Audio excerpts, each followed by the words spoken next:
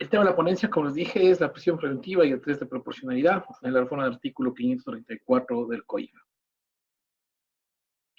Para tratar este tema debemos centralizarnos en lo que son los tratados internacionales que abarcan no la prisión preventiva, sino abarcan los derechos fundamentales en relación al debido proceso, al tiempo razonable, que se encuentran establecidos en la Declaración Universal de Derechos Humanos, en el artículo 11.1, el Pacto Internacional de Derechos Civiles y Políticos, artículo 14.2, la Declaración Americana, en su artículo 26, nuevamente la Convención Americana de Derechos Humanos, conocida como Pacto San José, en el artículo 7 y 8, y las reglas de Tokio, artículo 6, numeral 1, que también nos determina sobre que debe aplicarse la prisión preventiva bajo el principio de la ratio, de última ratio, de la ratio legis. La Corte Interamericana y la CIDH han hablado sobre lo que es ya la prisión preventiva y determina que existe un abuso de la prisión preventiva en las Américas. Es así que se han creado varios comités, como el Comité de Derechos Humanos, el Comité contra la Tortura, el Subcomité contra la Tortura, el Grupo de Trabajo sobre las Detenciones Arbitrarias y la Relatoría Especial sobre la Tortura y otros tratos de penas crueles, inhumanos o degradantes. Que esto se va tratando más en el tema americano, pues recordemos que hay varias sentencias en donde a los estados que son miembros y que han vulnerado de alguna manera el principio del tiempo razonable, excediendo en los límites de la prisión preventiva, pues la Corte Interamericana ya se ha pronunciado, y especialmente al Ecuador, que es el país que 13 veces ha sido ya sancionado en relación a este tema sobre prisión preventiva, y que pues nos lleva a pensar mucho si estamos aplicando bien este sistema de precedentes de la Corte Interamericana y cómo se está manejando la prisión preventiva en nuestro país. El problema sustancial deriva por el cambio del sistema inquisitivo al acusatorio. Recordemos que el sistema inquisitivo, el juez tenía el papel protagónico, pues él hacía todo, absolutamente toda la investigación, el juzgamiento, siendo a la fiscalía como un órgano auxiliar, pero no tenía la importancia debida dentro del procesamiento penal. Es tanto así que cuando se dictaba una prisión preventiva con el sistema inquisitivo, prácticamente se determinaba que esa persona ya era culpable del ilícito que se iba a investigar.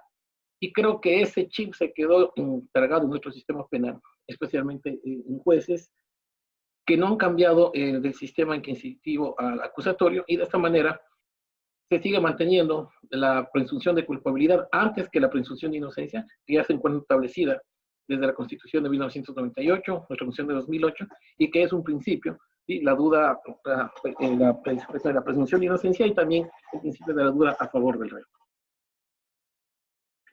Hay informes sobre el uso abusivo y excesivo de la prisión preventiva, el informe 2013, en el que nos indica que, de igual forma, a nivel técnico, otros actores calificados como el ILANUD han considerado que un caso especial de gravedad dentro del panorama regional del aumento de las poblaciones penitenciarias es el de los presos y presas sin condena, y que, por tanto, la región deberá continuar sus esfuerzos para mantener niveles más prudentes de presos y presas a la espera de sentencia.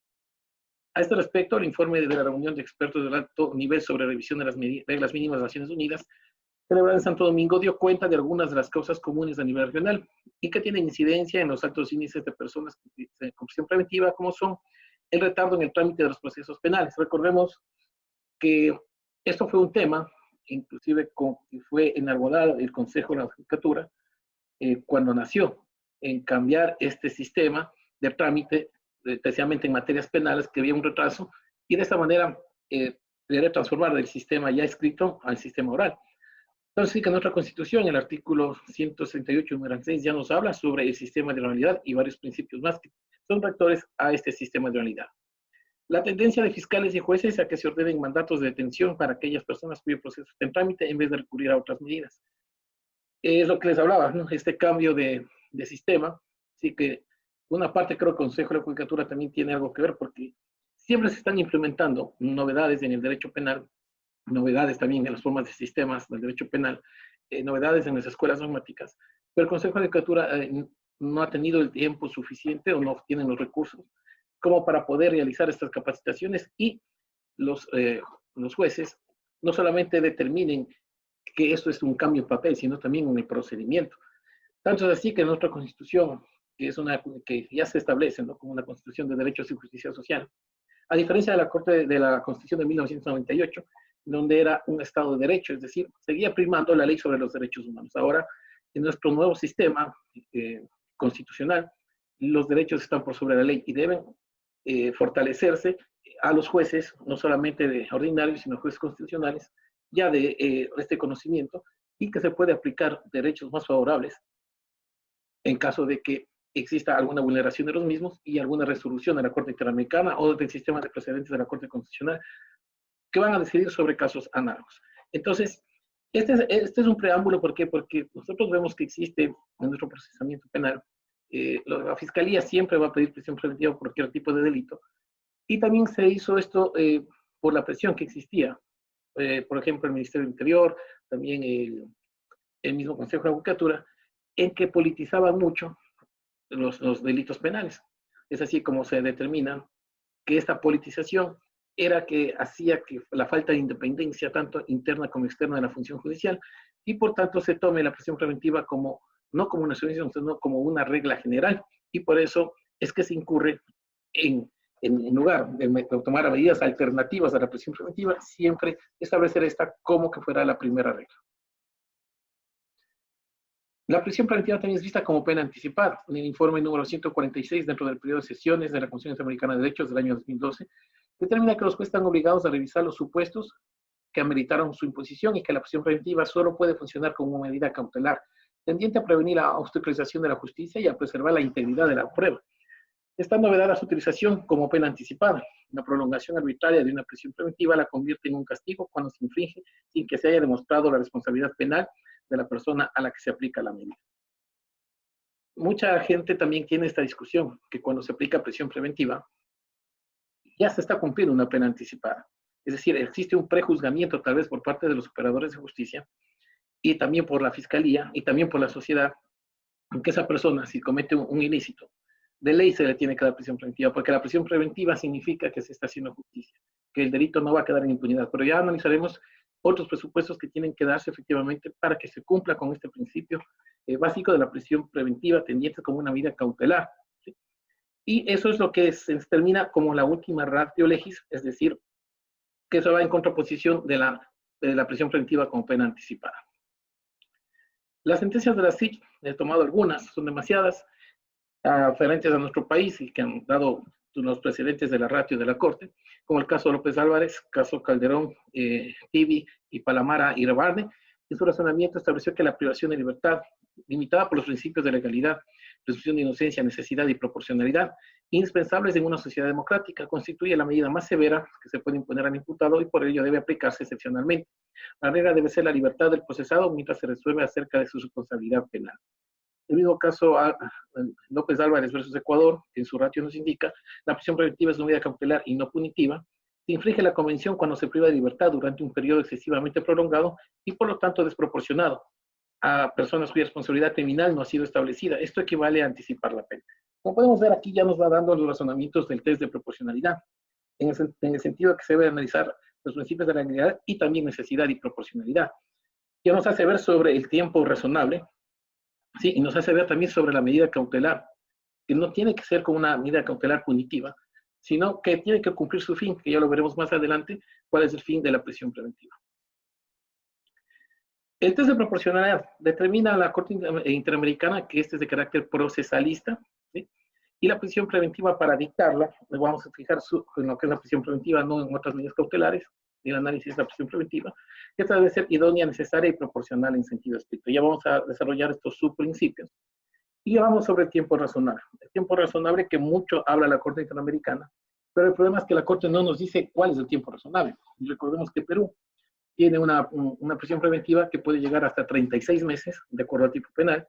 En primera instancia también se da una prisión preventiva de 15 días. En eso se abre un cuaderno procesal y determinar que existen elementos, piden la prisión preventiva ya propia y puede llegar hasta 36 meses. Es decir, el principio, el tiempo razonable, lo dice la SIC, pero de acuerdo a cada legislación es diferente. Por ejemplo, nosotros tenemos los periodos de cuánto debe durar la prisión preventiva. El principio de razonabilidad, este principio de razonabilidad debe ser aplicado con los jueces. Vamos a ver cuando exista una inferencia en la proporcionalidad en sentido estricto, es decir, cuando se vayan a confrontar dos derechos, una de las formas para poder resolver, aparte de la fórmula de Robert Alexis, es el principio de razonabilidad. Tenemos la presunción de inocencia que debe primar, ¿no? Siempre en todos los procesos penales, siempre va a haber esta presunción de inocencia. El principio de provisionalidad quiere decir que aquí en este principio no se deben superar los plazos que se establecen dentro de cada legislación interna, en este caso nuestro Código Orgánico Integral Penal. Y la suficiencia indiciaria, que no quiere decir la cantidad de elementos de convicción que tenga la Fiscalía. ¿Sí? La Fiscalía no necesita tener 30 elementos de convicción, necesita tener unos pocos, pero que sean fehacientes y que determinen, pues, estos elementos, la relación de nexo de causalidad entre la materia de infracción versus la responsabilidad, que ya se va construyendo mientras está el procesamiento penal. Vamos a hablar sobre su principio de idoneidad, esta es una relación de medida a fin. ¿Cuál es la relación que existe entre la medida a fin? Por ejemplo, en la prisión preventiva, de acuerdo al artículo 534 de nuestro Código Orgánico Integral Penal, determina que el fin de la prisión preventiva es garantizar la comparecencia de la persona procesada al proceso. Es decir, la medida serían en estos casos las medidas cautelares y el fin, la comparecencia de la persona procesada al proceso, también la protección a la víctima, una reparación integral, y que vamos a ver también cuáles son los fines de la prisión preventiva. Aquí existen subprincipios, como es el peligro de la víctima, es decir, si no se da o se da una medida alternativa a la prisión preventiva, va a correr en riesgo a la víctima. Eso lo tiene que justificar también la Fiscalía al establecer que si esta persona no está privada de su libertad, puede esta persona ir contra la víctima y causarle un daño mayor al hecho lesivo que ella sufrió. El peligro de la investigación, en ese sentido, se debe demostrar que esta persona puede comprar testigos, puede comprar peritos o puede amenazarlos, ¿sí? Para que puedan cambiar sus versiones en etapa de instrucción fiscal o puedan cambiar posteriormente su testimonio en la etapa de juzgamiento. El peligro de fuga, que también es necesario que la Fiscalía lo determine y también en este sentido la defensa aportar con los famosos tareos sociales que conocemos nosotros acá, para determinar que esta persona tiene un trabajo, tiene un domicilio y que no va a fugar y que va a comparecer al procesamiento penal. La necesidad, que esta es una relación de medida a medida, es decir, entre varias medidas cautelares, como nosotros sabemos en nuestro artículo 522, tenemos 6 medidas cautelares: la prohibición de salida del país, la presentación periódica, el arresto domiciliario, la utilización del grillete, la detención y la prisión preventiva. Entonces, si pasamos el primer test de idoneidad, es decir, que no se ha evidenciado que existe peligro de fuga, que no hay un riesgo procesal y que no hay peligro a la víctima, tenemos que analizar otros subprincipios aquí en la necesidad, como es el examen de igualdad de idoneidad. Es decir, todas las medidas cumplen su fin, sí, todas las medidas del artículo 522 pueden cumplir su fin, que es la presencia de la persona procesada al proceso. El examen del medio menos restrictivo, es decir, ¿cuál medida va a restringir menos el derecho que nosotros queremos? En este caso sería el derecho a la libertad individual. ¿Cuál sería la medida que menos restringe? Sería la prohibición de salir del país. Y la medida que más restringe sería la prisión preventiva.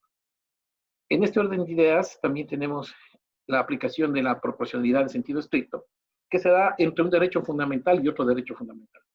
Aquí existe la ley de ponderación, que la creó Robert Alexis, y de la cual sale su máxima, que dice: cuanto mayor es el grado de la no satisfacción o de la afectación de un principio, tanto mayor tiene que ser la importancia de la satisfacción del otro. Para esto, se ha determinado la optimización de las posibilidades jurídicas, que esto se basa en la norma, y la posibilidad fáctica de los hechos, y esto se analiza en la idoneidad y la necesidad. Para eso existen 3 pasos. El primer paso, se debe definir el grado de la no afectación o de afectación de uno de los principios según una escala triádica, es decir, si la intervención a este derecho que nosotros queremos limitar es mínimo leve, es mediano o es intenso. El segundo paso define la importancia de la satisfacción del principio que juega en sentido contrario, es decir, el principio por el cual, o el derecho fundamental, mejor dicho, que queremos proteger con la prisión preventiva.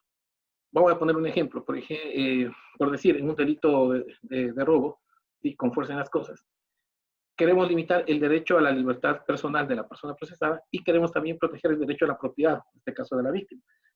Entonces, esa es la importancia de ver la satisfacción de este principio.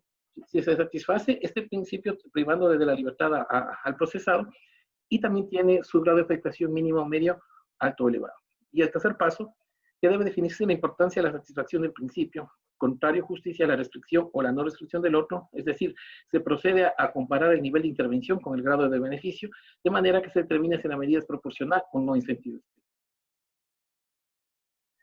Para esto existe un cuadro que es determinado sobre el nivel de intensidad, el grado de beneficio y el resultado. Es decir, si el grado de nivel de intensidad son mínimos, resulta un empate. Si es que el nivel de intensidad es mínimo y el grado de beneficio es medio, sería proporcional la pena. En este caso, perdón, la medida cautelar, en este caso la prisión preventiva. Si es mínima o leve y es elevado, también es proporcional. Y de ahí podemos seguir haciendo, en este cuadro podemos observar que se puede dar casos que pueden ser inclusive desproporcional y también van a haber empates. Ya vamos a poner un ejemplo posterior para más o menos darnos cuenta cómo realizar un test de proporcionalidad. De acuerdo a la aplicación de la tabla tenemos tres resultados. El grado de beneficio es menor al nivel de la intervención y se trata de una medida desproporcionada, por tanto el juez no debe conceder la prisión preventiva. En segundo, el grado del beneficio es mayor que el nivel de la intensidad del derecho fundamental, en este caso la medida es proporcional y por ende el juez debe declararla fundada. El tercero, se produce un empate entre el nivel de intensidad y el grado de beneficio. Aquí existe, nos dirán ustedes, un problema, ¿no? Si es que existe un empate, ¿cómo el juez puede resolver cuando existe este empate? En este empate, el juez debe resolver sobre la carga argumentativa, ¿sí? Es decir, el fundamento, si la medida es a favor, esta procede. Pero si existe un argumento que va a favor del derecho a la libertad, la prisión preventiva no procede. Dentro de la normativa nacional, tenemos la Constitución de la República del Ecuador, el artículo 77, que nos habla en su numeral 1 que la privación de libertad no será la regla general, es decir, tenemos la regla de excepcionalidad y garantiza la comparecencia de la persona procesada al proceso, el fin de las medidas cautelares, y para asegurar, también nos habla el cumplimiento de una posible pena. También nos habla sobre las medidas no privativas de libertad se aplicarán de conformidad a los casos, plazos, condiciones y requisitos establecidos en la ley. O sea, aquí, de alguna manera, nos habla ya del plazo razonable, las condiciones y requisitos establecidos en la ley, que vamos a ver posteriormente que sí garantiza el test de proporcionalidad. Número 9, que la prisión preventiva no puede exceder de 6 meses en los casos de delitos sancionados con prisión y de 1 año en los casos de delitos sancionados con reclusión. Bueno, aquí, como todos sabemos, el Código Orgánico Integral Penal fue publicado en 2014 y nuestra Constitución es de 2008 y teníamos presente también el Código Penal, el Código de Procedimiento Penal, y ahí hacían la diferencia entre las penas privativas de libertad con prisión y con reclusión. Pero ahora se establece la regla de que hasta 5 años, sin la prisión preventiva durará 1 año, a partir de los 5 años, perdón, durará 6 meses y a partir de los 5 años será una duración de 1 año. Porque ahora ya no tenemos las penas como con prisión o con reclusión, sino son penas privativas de libertad y que las divide en hasta 5 años, los 6 meses que tendrá vigencia o tendrá el tiempo razonable de duración de prisión preventiva de 6 meses y en 5 años hacia adelante, pues de 1 año. Y número 11 dice que el juez o juez aplicará las medidas cautelares alternativas a la prisión de la libertad, es decir, aquí también le da el carácter de excepcionalidad y también de que la prisión preventiva tiene que ser aplicada como última ratio. El Código Orgánico Integral Penal nos habla sobre la finalidad de las medidas cautelares. Dice que el juez podrá ordenar una o varias medidas cautelares previstas en el Código con el fin, 1, de proteger los derechos de las víctimas, 2, garantizar la presencia de la persona procesada al proceso penal, el cumplimiento de la pena y la reparación integral. Y 3, evitar que se destruya o obstaculice la práctica de pruebas que desaparezcan elementos de convicción. Como vemos aquí tenemos uno de los subrequisitos del principio de idoneidad, ¿no? Acá tenemos otro subprincipio que sería proteger los derechos de las víctimas. El artículo 520, que nos habla sobre las reglas generales de las medidas cautelares, y se determina que las medidas cautelares únicamente se pondrá a solicitud fundamentada del fiscal. Como podemos ver, aquí sí nos dice el artículo 520 del Código Orgánico Integral Penal que tiene que ser fundamentada por un fiscal. El fiscal no solamente puede decir, solicito la prisión preventiva, sino que tiene que ir fundamentada. ¿Por qué solicita esta prisión preventiva? Y número 3, que se resolverá de manera motivada en audiencia pública y contradictoria, respetando el sistema de oralidad. Número 4, delimitar los criterios de necesidad y proporcionalidad de la medida. Como pueden ver aquí, existe el subcriterio de necesidad, en el artículo 509 el subcriterio de dignidad, y también aquí ya tenemos el último subprincipio, que es de la proporcionalidad en sentido estricto. Y ojo que aquí dice que se notificará a los sujetos procesales. El Código Orgánico Integral Penal del artículo 534 del COIF, ¿sí?, que es del 2014, y tenemos el artículo 534 del COIF, ya con la reforma del martes 24 de diciembre de 2014, publicado en el registro oficial, la Ley Orgánica Reformatoria del Código Orgánico Integral Penal en donde el artículo 92 dispone que se sustituye al artículo 534. En relación a esto, el Código Orgánico Integral Penal nos determina cuáles son las medidas cautelares. Si ustedes pueden ver, existe un orden de prelación, ¿sí? Siendo la primera la prohibición de aceptancia del país y siendo la última la prisión preventiva. Mucha gente dice, bueno, ¿por qué existe esta numeración de 1, 2, 3, 4 y 5, 6? Pues es el orden de prelación, es como los jueces y fiscales, en este caso el fiscal, debería primero solicitar una medida cautelar, que sería el numeral 1, la prohibición de aceptarse del país, para ir a la más severa, que sería la prisión preventiva. Y lo mismo debe hacer el juez.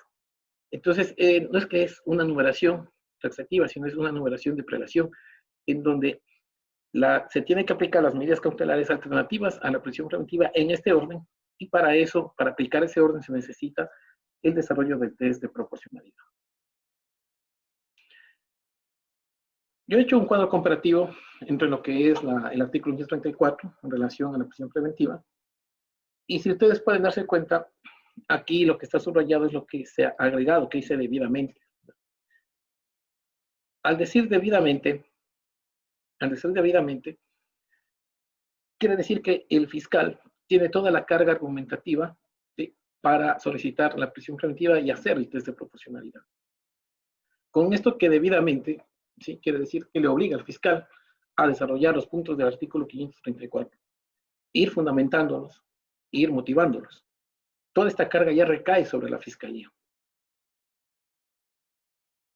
Dentro de los requisitos, como podemos ver, antes decía los elementos de convicción suficientes sobre la existencia de un delito de ejercicio público de la acción. Ahora tenemos elementos de convicción suficientes sobre la existencia de un delito de ejercicio público de la acción. El numeral 2. Elementos de convicción claros y precisos de que el o el procesado es autor o cómplice de la infracción. Y acá tenemos algo importante, elementos de convicción claros, precisos y justificados. Es decir, ya no puede, la fiscalía ya no puede venir solamente con presunción, es decir, sí, se presume que él fue el autor del hecho lesivo, del delito. No, ya tiene que ser justificado. Si no es justificado, no procede una prisión preventiva. De que el procesado es autor o cómplice de la infracción. En todo caso, la sola existencia de indicios de responsabilidad no constituye razón suficiente para ordenar la prisión preventiva. Como os decía, la sola existencia de indicios de responsabilidad. Ya, ahora no podemos decir si la víctima es la que le observó y de acuerdo a lo que le observó, lo que dijo la víctima, el aprendido es la persona que posiblemente cometió un delito. Porque la policía le vio que le fue arranchando posiblemente ella la cartera, en este caso le arranchó una cartera y posiblemente él es el autor o cómplice de esta infracción. Tenemos también el numeral 3. Indicios de los cuales se pretenda que las medidas cautelares no privativas de libertad son insuficientes y que es necesaria prisión preventiva para asegurar su presencia en el juicio y el cumplimiento de la pena. El numeral 3 nos ha determinado que son indicios de los cuales se desprenda que las medidas cautelares no privativas de libertad son insuficientes y que es necesaria prisión preventiva para asegurar su presencia en la audiencia de juicio y el cumplimiento de la pena. Para este efecto, ahora el fiscal demostrará que las medidas cautelares personales diferentes a la prisión preventiva no son suficientes. Es lo que decía, la carga argumentativa ahora del test de proporcionalidad con la reforma del artículo 534 recae sobre la fiscalía. Con el código que tenemos, con la norma que tenemos ahorita del 534, esta carga argumentativa se divide tanto para la fiscalía como para la defensa del procesado. En este caso podría actuar la Defensoría Pública. Entonces, los dos tienen que dar sus argumentos para que el juez decida y actúe y analice el test de proporcionalidad. Ahora no. Como ustedes pueden ver, el fiscal demostrará que las medidas cautelares personales diferentes a la prisión preventiva son insuficientes. En el caso de ordenar la prisión preventiva, el juez obligatoriamente motivará su decisión. Eso también es importante porque nuestra Constitución nos pide que toda resolución del Poder Público tiene que ser motivada. Antes recordarán, y recordemos lo que está pasando ahora, que la Fiscalía simplemente dice, sí, fundamento mi petición de prisión preventiva, porque cumple el numeral 1, cumple el numeral 2, cumple el numeral 3, cumple el numeral 4, y por lo tanto solicito la prisión preventiva. Muchas veces dicen, no, es que este es un delito execrable, un delito que ha causado conmoción social, y de alguna manera estamos todavía cayendo en este juego politizado, ¿sí?, en donde todavía se sienten obligados los jueces a dar una prisión preventiva porque ya se pronunció un ministro, porque se pronunció el presidente, o porque simplemente en las redes sociales y canales de televisión salió el hecho lesivo, entonces necesariamente se tiene que dar esta prisión preventiva. Entonces ahora el juez también tiene que motivar su decisión y debe explicar las razones por las cuales las otras medidas cautelares son insuficientes. Como ven, todo esto nos va a llevar al test de proporcionalidad El numeral 3 es el más importante porque da toda la carga argumentativa de demostración al fiscal para demostrar que la prisión preventiva es la medida idónea, necesaria y proporcional en sentido estricto, a diferencia de otras medidas cautelares. Y el juez, al momento de dar la prisión preventiva, tiene que motivarla. Esto garantiza que si no está motivada y no explica las razones, puede existir una apelación a la prisión preventiva o también puede aplicarse un recurso de habeas corpus de donde se determinará si la prisión preventiva es arbitraria, ilegal o ilegítima. Y de esta manera, pues, la corte provincial, en alegación a la prisión preventiva, podrá pronunciarse y podrá dar un habeas corpus correctivo, donde se levante la medida cautelar de prisión preventiva y pueden dar una medida alternativa o simplemente revocar. El número 4, que se trate de una infracción sancionada con pena privativa de libertad superior a 1 año. Ahora, en el numeral 4, nos dice que se trata de una infracción sancionada con pena privativa de libertad superior a 1 año. En los requisitos escritos en numerales 1 y 2, el parte policial no constituye ningún elemento de convicción ni será fundamento para solicitar o conceder la prisión preventiva. El parte policial es exclusivamente referencial.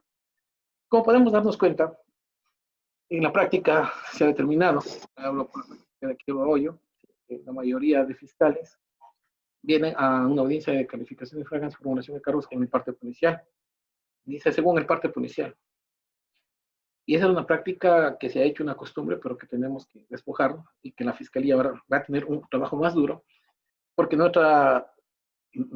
cuando una persona en fragancia, sabemos que tiene una duración de 24 horas, en Perú son de 48 horas, y sabemos el trabajo de la policía, que no es bueno ni malo, pero lo que pasa es que se demora mucho por el nivel jerárquico que tienen. El parte policial le pasan al superior, al otro superior, al superior, y así hasta llegar al coronel de la policía, que es el último, y él remitir al fiscal, y el fiscal hace el oficio viene para la unidad judicial penal, y en eso se pierde más de 12 horas. Y muchas veces las personas aprendidas se quedan en indefensión por no poder tener acercamiento con su defensa particular o con la Defensoría Pública. De paso, que la Defensoría Pública tiene limitaciones en el sentido de personal. Recordemos, los jueces tienen secretarios antijudiciales, los fiscales tienen secretarios de fiscales y asistentes de fiscales, el defensor público es solo. Y esta falta de personal también de alguna manera influye para que esta calificación de fragancia y esta disposición a la prisión preventiva también recaiga mucho en responsabilidades, no tanto por falta de conocimientos de activación del sistema judicial, sino por el mismo procedimiento engorroso que es en relación a los partes policiales. Se estaba tratando de ver los partes policiales que sean por página web o electrónicos, pero no ha funcionado.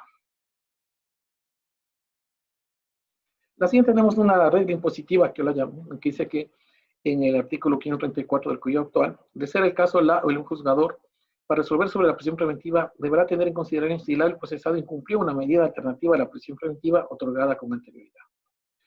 Acá nos aumentaron algo, que dice, de ser el caso al juzgador para resolver sobre la prisión preventiva, deberá tener en consideración si el procesado incumplió una medida alternativa a la prisión preventiva. Ojo, incumplió una medida alternativa a la prisión preventiva otorgada con anterioridad en cualquier otra causa.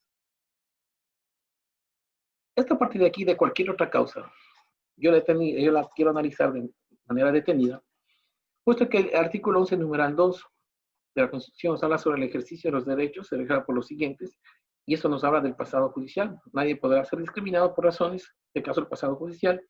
El artículo 522 del COIP nos dice, no se podrá sancionar a una persona por cuestiones de identidad, periodicidad o características personales. Si bien es cierto, la Asamblea nos da una herramienta para que la Fiscalía tenga la carga argumentativa para establecer el test de proporcionalidad. Pero al mismo tiempo nos pone un candado con esta parte que dice en cualquier otra causa. Si ustedes analizan bien, nos dice si incumplió una medida alternativa a la prisión preventiva otorgada con anterioridad en cualquier otra causa. Y vamos a poner un ejemplo. Vamos a poner un ejemplo para poder analizar esto. A Pepito Pérez le inician una investigación por abuso de confianza, ¿sí? Viene la investigación, piden audiencia de formulación de cargos, se hace con la Defensoría Pública, como pasa en el 90% de los casos, y el juez sí dice, tengo una medida alternativa a la prisión preventiva, que sería la prohibición de salida del país. Pepito Pérez es una persona que nunca va a salir de su país, entonces por lo tanto nunca se enteró de que tenía la prohibición de salir del país, nunca la Defensoría Pública le comunicó, porque inclusive ustedes ven la mayoría de casos que pasan a la Defensoría Pública no tienen contacto con las personas procesadas, con las personas investigadas, simplemente actúan de oficio y no tienen la logística necesaria para buscar a esas personas y saber qué con ustedes ese procesamiento. Pero bueno, avancemos en el ejemplo. Esta persona se le dio una medida alternativa de prohibición de salir del país, no la cumplió, por ahí comete un delito de robo, Pito Pérez, con fuerza en las cosas, listo, que es una pena de 3 a 5 años. Pero la fiscalía ya investigó, el señor juez, mire, yo ya no tengo que hacer aquí ninguna argumentación del test de proporcionalidad. Simplemente se tiene que aplicar lo que dice el inciso último. Incumplió una medida cautelar diferente a la prisión preventiva en cualquier otra causa. Aquí le demuestro que el señor Pepito Pérez incumplió esta medida cautelar. Pongamos que Pepito Pérez salió por frontera, ¿ya? Y por ahí le detuvieron. Sí, ¿sabe qué? Aquí salió por frontera, le cogimos acá, o simplemente la presentación periódica. Tampoco cumplió la presentación periódica, es un mejor ejemplo. No cumplió la presentación periódica. Entonces, la fiscalía dice, mire, nunca se presentó periódicamente ante la fiscalía misma. Y aquí está, entonces, ya no importa hacer el test de proporcionalidad, simplemente aplique la prisión preventiva y se acabó. Entonces, ese es un problema que se va a generar muy grave, porque el 80% del procesamiento se lleva así, con la Defensoría Pública. Entonces, si bien, como les digo, nos habla bonito arriba, en todo el 34, muy bonito sobre el test de proporcionalidad y que la carga administrativa está sobre la fiscalía, pero con esto, la fiscalía no va a tener que hacer otra cosa que simplemente ver si no cumple una medida alternativa a la prisión preventiva en otro proceso y listo. Tenemos nuevamente una imposición de la prisión preventiva por esta última parte del artículo 534, que para mí sería inconstitucional y sería necesaria una revisión de consulta de la Corte Constitucional para que determine si es constitucional o inconstitucional esta parte de la norma. Y pues ya en materia constitucional tendría ya la Corte que razonar y saber decir qué pasa con esta última parte del artículo 534. Bueno, vamos a hacer un caso práctico. Tengo 3 ejemplos prácticos para hacer sobre el test de proporcionalidad. Vamos al típico robo con fuerza en las cosas, ¿sí? ¿Cuál es el derecho que nosotros queremos limitar? Es el derecho a la libertad individual. ¿Y cuál es el derecho que queremos proteger? El derecho a la propiedad. Entonces, si vemos que hacemos, de acuerdo a la fórmula de peso Robert Alexis, hacemos una ponderación de los derechos. El derecho a la libertad individual está por encima del derecho a la propiedad. Entonces sería desproporcionado, o sea, no sería idóneo ni necesario, sería desproporcional dictar una prisión preventiva. ¿Sí? Ahora vamos en el caso de un asesinato, ¿sí? Que tenemos el bien jurídico protegido, o sea, el derecho a la vida, y el que se quiere limitar la libertad individual. Haciendo el test de proporcionalidad tiene más peso el derecho a la vida que la libertad individual. Entonces, por lo tanto, dictar una medida, ¿sí?, alternativa a la prisión preventiva no sería ideable, pues esta recaería ya en una desproporcionalidad. ¿Sí? ¿Por qué? Porque el derecho a la vida pesa más sobre la libertad individual. Entonces, en este caso, sería proporcional la prisión preventiva. Sería idónea y necesaria. Pero ¿qué pasa, como nos decía en el tercer escenario, cuando tenemos este choque de derechos, el derecho a la integridad personal, por ejemplo, por unas lesiones, o el derecho a la libertad individual? Ambos derechos tienen, ¿no es cierto?, la misma carga, tienen la misma afectación, y estaríamos en una dualidad. ¿Sí? Entonces, el juez se quedaría en este empate de decir, bueno, ¿qué decido? ¿Qué hago? Protejo la integridad personal, protejo la libertad individual, pero los dos están al mismo nivel. Entonces, aquí vienen las razones argumentativas. ¿Sí? Como decía, si existe mayor razón argumentativa a favor de la libertad individual, no se tendrá que dar la opción preventiva. Pero si por el contrario existen más argumentaciones sobre el bien jurídico protegido de la integridad personal, se tendrá que dar la prisión preventiva. En este orden también se debe aplicar el principio de razonabilidad, y para eso también existe una crítica, ¿no? En el artículo 534, si nos hablan, en la última parte, que nos dice que se trate de una pena privativa superior a 1 año. En este sentido, si ustedes se dan cuenta, en los tipos penales de hasta 5 años, no en todos, pero en la mayoría, se puede llegar a una conciliación, se puede llegar a una suspensión condicional de la pena. Entonces aquí también debe el juez aplicar, aparte del test de proporcionalidad, aparte de analizar las argumentaciones jurídicas, también la posibilidad de que este procesado a futuro va a cogerse una suspensión condicional de la pena, puede llegar a una conciliación y acabar el procesamiento penal con una extensión, del ejercicio de la acción.